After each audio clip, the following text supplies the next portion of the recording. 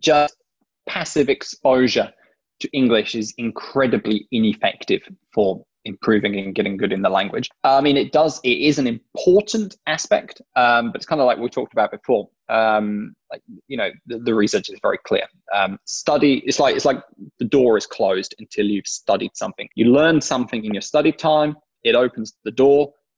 Passive exposure is now able to do its job, and it's a process of learning something, putting it into memory, and then, noticing that in our listening or in our conversations, then is what connects that to everything, and then really helps to, deeply embed it in long-term memory and make it very active.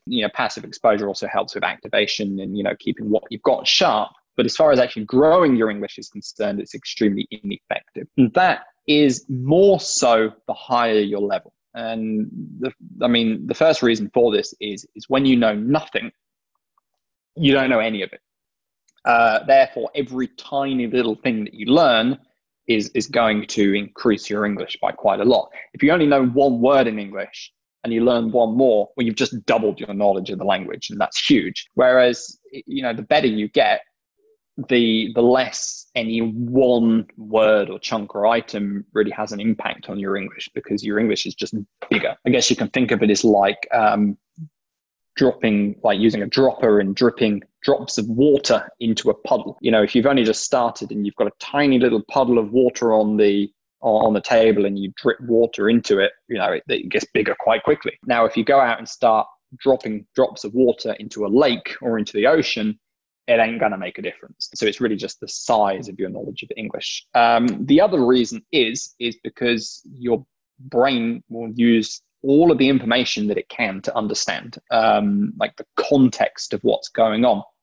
So this is a very, very good thing, because when you're having a conversation, if you don't catch every single word, it actually doesn't matter, because what your brain is going to do is it's going to use all the information that it's got available to fill in the gaps. This is great for communication, useless for learning. One of the reasons why the words the are so difficult to learn in English, even though the and are the most frequent words in the English language, is because you actually don't need them to understand anything. Yes, if you get them wrong, it sounds unnatural, but there's if I say I don't know what's a good example. I drank the coffee, or I drank coffee. You can understand both of them. It's actually a bad example because both are grammatical, but you get what I mean. So, the brain is basically able to just block those out and just screw it. We don't need those. Just ignore them.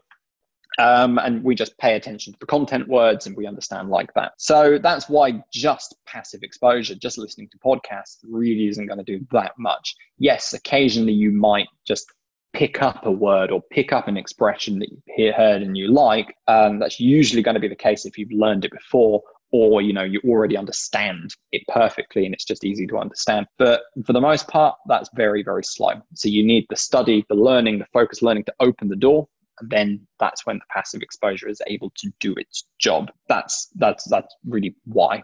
And it's also incidentally why people go to live in English-speaking countries thinking, oh yeah, I live in the UK now, I live in the US, I'm going to get fluent in English with no effort at all. And 10 years later, they haven't improved at all. They haven't got any worse, to be sure, but they haven't really improved.